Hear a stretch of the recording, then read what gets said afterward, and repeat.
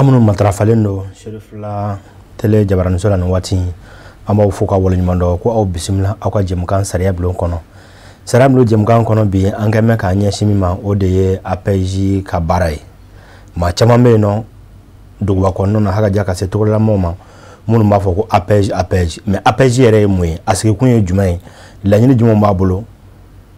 aka bara nyesheno no muni muma kulu jumo misaka aka demesoro oni bikna apeji ka deme nyini ikanga teme sera jumo fe ni bela jinem na fese anye bi anga mawolelen fe jemkan kono ni oye monsieur Abdul Kader Sila, chef du département prospection, promotion et évaluation à la direction générale de l'APEJ Madi. On a les bignons fait nous kumaina wala sa aka awala walanye. Le thème du jour, mission de l'APEJ Mali. APEJ nango APEJ ube anyafana njona turunyo ya APEJ, agence pour la promotion de l'emploi des jeunes. Oka bara ere bi nen au ana odon. Ofana ye anga jemkan tasera doy. Fongo fe jamana ka forwa chawe kaseka na nuwe kana nyefo maku sigilendu kairo la kafo sani mako kasa maikado kafo ne bisa ka soro wal manita ka soro bi babu abna skode ka nene au ana famale chama soro akono ka sabuke ma wole le mini dado ala ka festival nunge amafo ko au bisimila sarablo jam kanka ninkumaina amena do anga baro kono soni inshallah.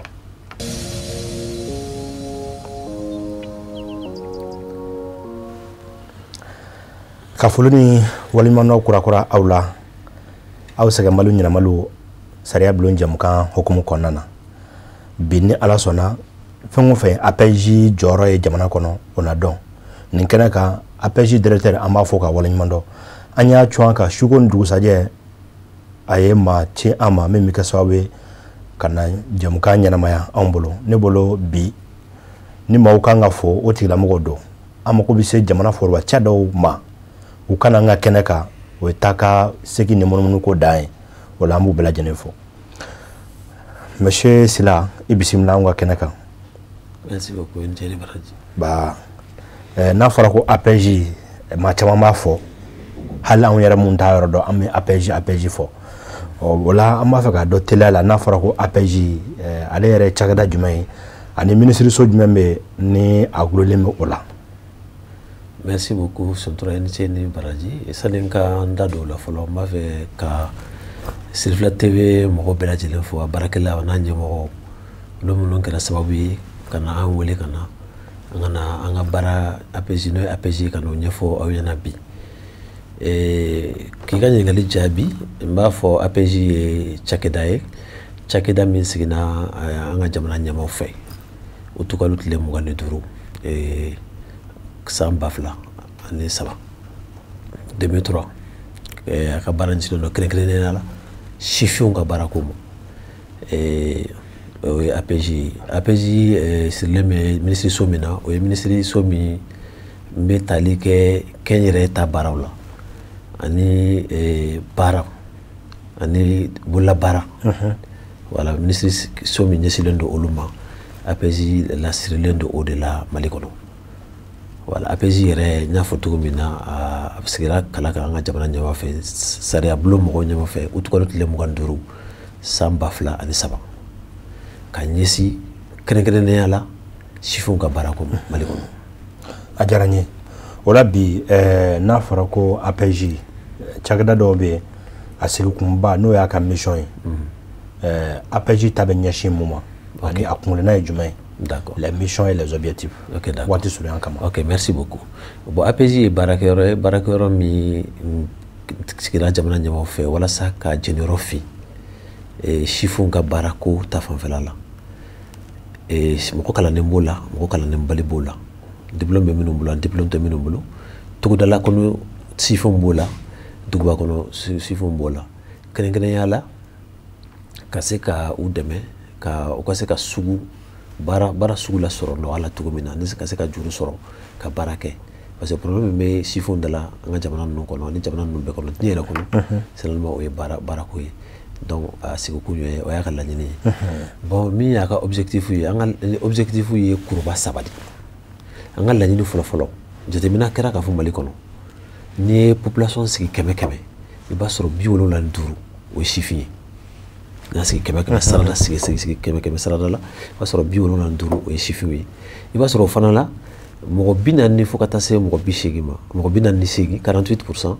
aussi ma se 115 ma donc kuma la surunya la a bɛ fɔ ko Mali sifin jamana ye parce que sifin de ka ca jatemana fana kɛra ka fɔ Mali kɔnɔ togodaw la baara tanya tɛ yen mais bɔgɔ bɛ baara kɛ waati kunkurunin san kɔnɔ peut-être kalo 6 kalo 7 fo ka taa se kalo 8 ma a tɔ i b'a sɔrɔ o tɛ fɛn na donc n'o b'a wele tubabukan na ko sous-emploi jatemina wɛrɛ kɛra k'a fɔ togodaw an ka dugubaw kɔnɔ senu bɛ caman bɛ sifin caman o tɛ baara la jatemana fana kɛra k'a fɔ Mali kɔnɔ sifin caman bɛ yen i b'a sɔrɔ qualification t'u la u ma jo kosɛbɛ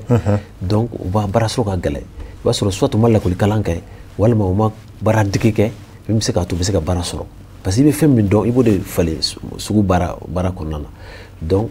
an ka laɲini fɔlɔ ye de parce que comme sifu ma jo kosɛbɛ u ka se ka baaraw dege kosɛbɛ o y'an ka laɲini fɔlɔ ye n'an bɛ wele tubabukan na ko renforcement de la parité des jeunes laɲini filanan ye jateminɛ kɛra k'a fɔ Mali kɔnɔ sifu fanba bɛɛ b'a fɛ ka baara kɛ foroba u b'a baara kɛ kalo sara baara de kɛ donc ka kɛ n yɛrɛ ye k'o sankɔrɔta o bɛ se ka yiriwa cogo min n'an bɛ wele tubabukan na ko le développement de l'esprit d'entreprise o y'an ka laɲini filanan ye an b'o kɛ formation ta fanfɛla la an b'o kɛ ka kunnafoniw di kɛ n yɛrɛ nafa minnu b'a la k'o kunnafoniw di nouveau communautaire la communautaire mun ye mairie la an b'a kɛ écolisow la écolisobaw ni école fitininw an b'o kɛ bon mais laɲini sabanan ye min ye ka se ka sifuw dɛmɛ u ka se ka wari sɔrɔ ka se ka baara kɛ u yɛrɛ ye donc o y'an ka laɲini sabanan ye bon fɔlɔfɔlɔ an b'u dege an ka laɲini fɔlɔfɔlɔ ye min ye peut-être m'o walawala o ye ka se ka métiers dege fɔlɔfɔlɔ dɔw bɛ minnu ye kalan kɛ n'u tilala kalan na u ka se ka baarakɛyɔrɔw la sɔrɔ ka expérience fɔlɔ sɔrɔ parce que u ka baara sɔrɔ bɛ gɛlɛya parce que expérience t'u la u bɛ stage m'u bila ka stagew kɛ filanan fana ye min ye dɔw bɛ yen nɔ u ma to lakɔli kalan na u ma baara dege u ka se ka baaraw dege n'an b'o tubabukan na ko apprentissage dɔw fana bɛ yen o dayɛlɛlen bɛ mɔgɔ ye mɔgɔ minnu si b'a ta san 20 san 18 je vais dire ka taa bila san 21 18-21 ans maintenant catégorie wɛrɛ fana bɛ yen o ye jeune diplômé ye sifuw ye u kalanna u ye kalan minnu kɛ u ma se ka baara sɔrɔ donc an bɛ kalan k'u kunna n'an b'o tubabukan na ko reconversion walasa u ka se ka baara wɛrɛ kɛ ka kalan wɛrɛw kɛ ka fara u ye kalan min kɛ lakɔli la walasa u bɛ se ka baara sɔrɔ nɔgɔya la cogo min n'an b'o tubabukan na ko reconversion o an ka laɲini fɔlɔfɔlɔ o ye fɛn dɔ fana ye dɔ wɛrɛ ye n'an b'o tubabukan na ko IMO ye bololabaaraw ye fanga bɛ di bololabaara minnu ma n'an b'o tubabukan na ko IMO approche IMO mɔgɔ bɛ se ka baaraw kɛ bolo fanga ka bon baara minnu na kosɛbɛ an bɛ se ka siradilanw bɛ se ka k'o la ka siraw labɛn ka pavéw kɛ o b'o la ka sigida lakana olu b'a la n'an b'a ko protection de l'environnement a kun tɛ dɔ wɛrɛ ye jeunes ka se ka sifuw ka se ka baara dege donc o y'an ka laɲiniw ye APJ kɔnɔna na a diyara n ye an ye caman faamu nin kɔnɔna na sisan mais e da sera kuma dɔ ma kɔnɔ i b'a ka taa ni ka segin ni o de ye sifinw ye donc kɔrɔ sifinya dɛmɛ sira fɛ aw ka APJ nasaraw la a b'a daminɛ san joli la ka se joli ma parce que an kɔni ye i dɔ fɔ ka daminɛ dɔ la ka se dɔ ma tout à fait fo ka se san 18 ma mais est ce que mɔgɔ mun bɛ tɛmɛ san 40 kan est ce que olu b'u yɛrɛ y'a kɔnɔ non sifin anw fɛ APJ la minnu si b'a ta san 15 ka taa bila san 40 o de y'an ka cible ye an n'olu de bɛ baara kɛ ɲɔgɔn fɛ ni kɛni si tɛmɛna san 40 kan i tɛ se ka kɛ APJ ka dɛmɛ i tɛ se ka APJ ka dɛmɛ sɔrɔ san 15 ka taa bila san 40 très bien o walawalali diyara n ye kosɛbɛ parce que jɛmukan in sigikun de ne bɔra nɔ bi maa si kana ɲininkali kɛ bilen ko APJ ye jumɛn ye est ce que ne bɛ yɛrɛ y'a kɔnɔ tout à fait voilà an b'a fɛ o kɔni ka walawala ka nɔgɔ b'o la pewu hakili la o de bɔra mais n b'a fɛ ka fɛn wɛrɛ fana fɔ ka farafansiya n'i ye caman ɲininka o min la an ka baara bɛ ɲɛsin mɔgɔ kalannenw de ma sifin kalannenw non sifin kalannenw dɔrɔn tɛ sifin kalannenw b'a la minnu ma kalan olu b'a la tugudala jeunes b'a la dugubakɔnɔ jeunes b'a la n b'a fɛ k'o fana fɔ hali ni ma kalan fiyewu fiyewu i bɛ se ka APJ ka dɛmɛ sɔrɔ parce que an b'u dege sifuw dɛmɛ baaradegew la an b'u dege baaradegew la voilà an bɛ se k'u dɛmɛ fana k'u ka laɲiniw hakilina baaraw kɛ n yɛrɛ ta fanfɛla ko olu baaraw fana waleya ka kalan k'u kunna ka kunnafoniw d'u ma ka musaka yɛrɛ fana d'u ma wari yɛrɛ fana d'u ma u bɛ baara kɛ u b'a sara mais juru de don juru min de don juru fariman tɛ intérêt dɔɔnin b'a kan mais u bɛ baara kɛ u b'a sara intérêt min b'a kan o kɛ kun ye dɔrɔn ka ka baara ninnu kɔlɔsi u bɛ baara minnu kɛ an ka se ka taa ɲɛ da ka kuma dilan ninnu k'a lajɛ a bɛ cogo di n'u ni dɛmɛ min ka kan u ni bilasirali min ka kan o bɛ k'u ye. A faamuna mais bi walasa ka APJ dɛmɛ sɔrɔ i da sera cible ma a ɲɛsin don maa ma k'a daminɛ san 15 ka se san 40 ma o tigi maa mun b'a fɛ k'a sɔrɔ i bɛ tɛmɛ sira jumɛnw fɛ walima i tɛ se ka taa i yɛrɛ ye ten fo appel ka kɛ wa walima ni mɔgɔ min ye jamukan in lamɛn a bɛ se ka tile aw fɛ yen sini. non min de don chiffre b'a dɔn parce que APJ bɛ san 20 la bi o tukalo tile 25 tɛmɛnen o ye APJ san 20 sɔrɔ Mali kɔnɔ n'a fɔ ɲɛna cogo min a sigila kala kan o tukalo tile 25 san 2003 donc san 20 coordination régionale de b'a bolo coordination régionale 12 de bɛ APJ kɔnɔ 2 bɛ Bamako yan Bakɔfɛla b'a la ba ɲɛfɛla b'a la ka taa Kayi fo ka taa bila Kidali coordination bolo bɛɛ lajɛlen na point focaux fana b'an bolo togodaw la dugubaw dɔw kɔnɔ o bɛ taa fo 40 ko la point focaux n'u yala an ka lasigidenw ye dugu kɔnɔ togodaw la ani dugumisɛnninw na mɔgɔ bɛ se ka olu lasɔrɔ kunnafoni bɛɛ lajɛlen bɛ d'u ma u mago bɛ fɛn min na u bɛ se ka tɛmɛ fɛ kunnafoni bɛɛ lajɛlen bɛ d'u ma donc c'est un peu ça. A diyara n ye o kɔnɔna na sisan walasa maaw ka se ka faamuyaliba sɔrɔ a la ni i ma se ka jamukan in bɛɛ faamu misalila maa mun y'a bila la sisan i mako bɛ ɲininkali wɛrɛ la donc aw ka lasigidenso minnu filɛ jamana marabolo kɔnɔ i bɛ se ka wuli ka taa yen nɔ ka taa kunnafoni dafalen ɲini yan. I bɛ se ka wuli ka taa kunnafoni dafalen sɔrɔ mais musaka ko t'o la n'i taara i tɛ musaka dɔ sara walasa u ka kunnafoni. Musaka ko t'a la musaka foyi t'a la musaka foyi t'a la n'i taara u bɛ kunnafoni d'u ma mɔgɔw yɛrɛ bɛ yen n'an wele ko conseil d'orientation o bɛ kunnafoni bɛɛ lajɛlen d'u ma. D'accord ok ko an ka tɛmɛ sira minnu fɛ u b'o bɛɛ lajɛlen d'u ma. A faamuna. U b'u dɛmɛ fana k'u ka laɲiniw bɛ se ka waleya cogo min na ka kunnafoni d'u ma baara minnu fana bɛ dugu jamana kɔnɔ u jɛnsɛnlen don ani mɔgɔ bɛ baara kɛ ɲɔgɔn fɛ o kunnafoni b'u bolo offre d'emploi minnu bɛ yen o kunnafoni b'u bolo donc u bɛ se k'o kunnafoni bɛɛ lajɛlen sɔrɔ an ka conseil d'orientation ninnu fɛ. A diyara n ye mais est ce que APJ bilama ani min ye baɲumankɛ tɔnw ye bolodi ɲɔgɔnmaya b'u ni ɲɔgɔn cɛ wa min ye ONG ye par exemple. C'est vrai ani ONG fɛn b'an ni ɲɔgɔn cɛ parce que san o san an bɛ sifinw ta k'u bila minnu tɛ lakalan na o programme dabɔra sifin minnu kalan na san o san an bɛ jeunes bila ka taa foroba baarakɛyɔrɔw don a dabɔra o de kama n'an bɛ dɔw bila ka taa ONG fana na n'o ye yiriwali tɔn ye tubabukan na n'an bɛ wele ko ONG b'u bila ka taa yɔrɔ ninnu na ka taa san 1 baara dege APJ bɛ u ka musaka dɔ d'u ma n'an bɛ wele tubabukan na ko allocation de stage walasa u ka se k'u ka transport bɔ o la ani fɛn caman wɛrɛw san o san an bɛ dɔgɔyara cogo o cogo an bɛ jeune 2000 an b'o ta k'o don o bila u ka se ka baara dege kɛ foroba baarakɛyɔrɔ la. A diyara n ye kɛ yɛrɛ ONG la. A faamuna mais okumu kɔnɔna na walasa an ka se ka nin tiɲɛ dɔn k'a sɛgɛsɛgɛ est ce que san 2 laban in kɔnɔna na i bɛ se ka kunnafoni dɔ d'a ma min b'a to an ka dɔn k'a fɔ APJ yɛrɛ ye mun ni mun kɛ ni san 2 laban kɔnɔ quel bilan pouvez-vous nous présenter? Non ni san 2 laban kɔnɔ 2021 na déjà an ye mɔgɔ 2000 ani 250 an y'o bila stage la ka baaraw dege n ko 2021 na 2021 an ye jeune 2000 ani 250 an y'olu bila baarakɛyɔrɔ la foroba baarakɛyɔrɔ b'a la cakɛda wɛrɛw b'a la ka tɛ ka baara dege kɛ olu yɔrɔ ninnu na. An ye projet caman fana financer an ye projet minnu financer minnu b'a fɛ ka kɛ yɛrɛ o kɛ a bɛ taa fɔ projet 300 ko la Mali kɔnɔna na Segu mara la ani Yɔrɔso cercle Yɔrɔso ani tubabu dɔ bɛ baara luxembourgeois de don n'a bɛ wele ko Mali MLI 021 MLI 022 026 fana bɛ yen nɔ donc an ye projet caman financer o yɔrɔ la an ye jeune caman fana sifin caman fana kunnafoni kɛnyɛrɛ ta fanfɛlaw la kɛnyɛrɛ ta fanfɛla la an ye minnu taara tunga la sifin minnu taara tunga la n'u seginna ka na ani o ye mɔgɔw ye baara kɛ Kayi mara la ani Tombouctou ani Gao ani Mopti jeune sama fana kalan ku kuna kalan bɛ se k'a to u bɛ se ka cakɛdaw parce que u ŋaniya ka baara k'u yɛrɛ ye u bɛ se k'u ka baarakɛla da ninnu lakana cogo min ka ɲa kosɛbɛ ka baarakɛda ninnu dayɛlɛ u bɛ se ka ɲa u bolo cogo min an ye kalan k'olu kunna an ye baara caman kɛ nin san fila laban kɔnɔna na bon ɲinan fana baara caman bolo dalen don komi an yɛrɛ b'a dɔn cogo min na ɲinan an bɛna jeune 2000 ta tuguni sifin 2000 ta u bila ka taa foroba baarakɛyɔrɔ la o welewelekan lancera mɔgɔw bɛ ka sugandi o jaabi bɛ bɔ kalo kura n'Ala jɛra n'a ye stage bɛ daminɛ décembre la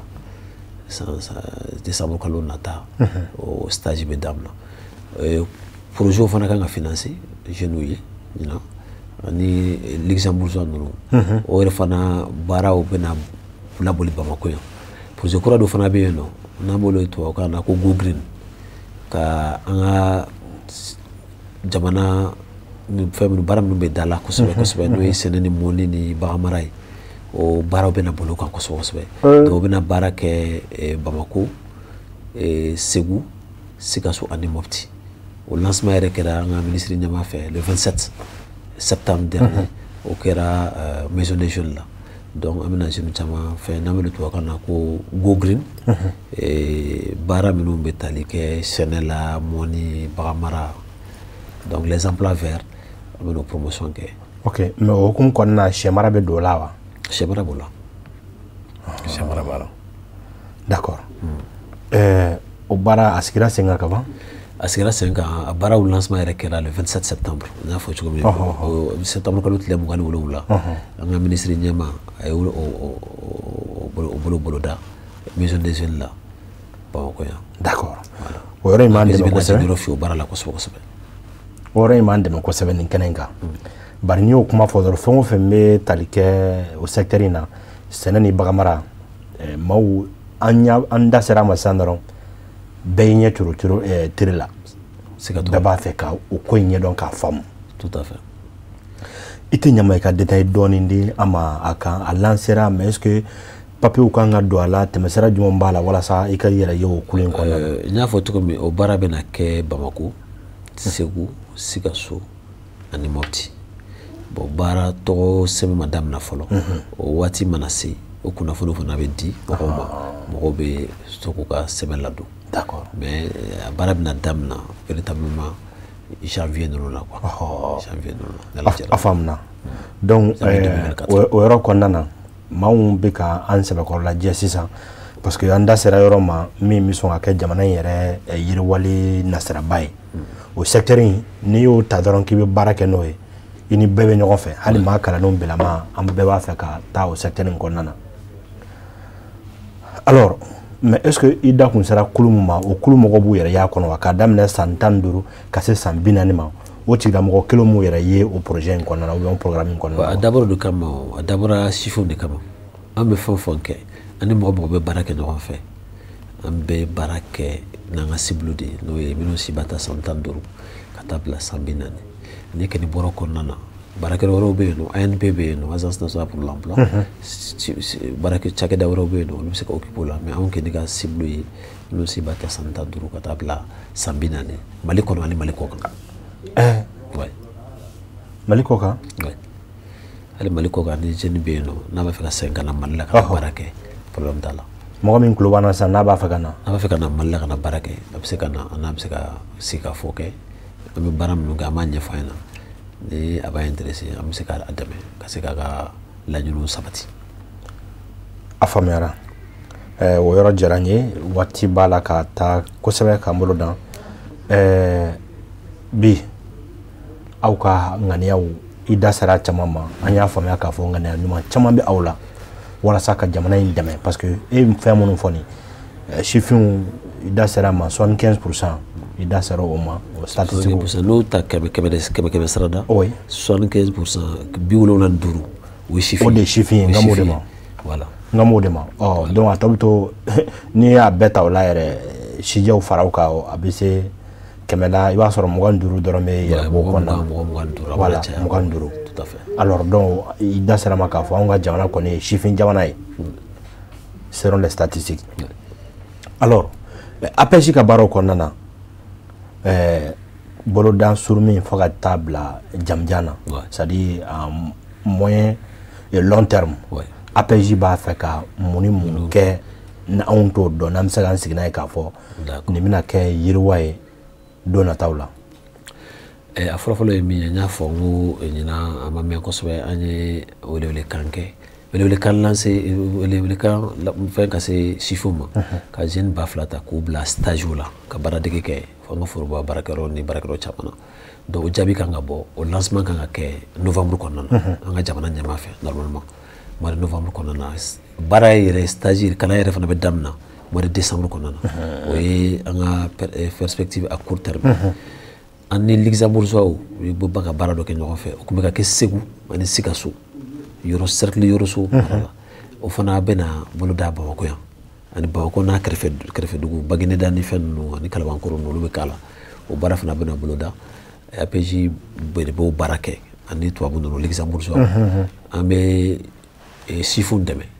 k'u ka projets financer kɛnyɛrɛye ta fanfɛ la ka taa fu la ka taa bila fo $2 la $2 donc an b'u dɛmɛ k'u ka projets financer Go Green ni Go Green fɔ o fana bɛna kɛ Bamako Segu Sikaso ani Mopti o fana baaraw bɛ daminɛna dɔɔni maintenant baaraw bɛ daminɛ véritablement janvier ninnu na janvier 2024 o ye à court terme à moyen terme ce que je peux dire c'est que an ye APJ bɛ baara minnu kɛ a bɛ gafe dɔ de kɔnɔna n'an b'a wele ko programme emploi jeune o gafe o programme fɔlɔ programme ninnu san 5 de don programme fɔlɔ o kuncɛra 2008 an ye filanan kɛ o kuncɛra 2016 an ye sabanan fana boloda o kan ka daminɛ 2024 fana ye san 5 fo ka taa ban 2028 bon o musaka bɛ taa fo miliyari 85 la 85 milliards sur 5 ans un programme quinquennal donc au fana à moyen terme au fana kan ka o bɛ circuit d'approbation o fana kan ka adopté gouvernement fɛ an b'o baaraw daminɛ an b'o o fana baara daminɛ maintenant fɛn fana wɛrɛ bɛ yen nɔ an bɛna stages kɛ ka jeunes dɛmɛ ka baaradegew kɛ yiriwali tɔnw n'an b'o wele tubabukan na ko ONG olu fana bɛna stages kɛ san wɛrɛ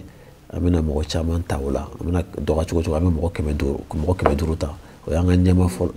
belebeleba ɲɛma fɔlɔ n'o ye Mamadu Bawumia ka laɲini ani an ka ministre yɛrɛ donc 2024 an b'a fɛ ka stage de qualification ka fanga d'o ma kosɛbɛ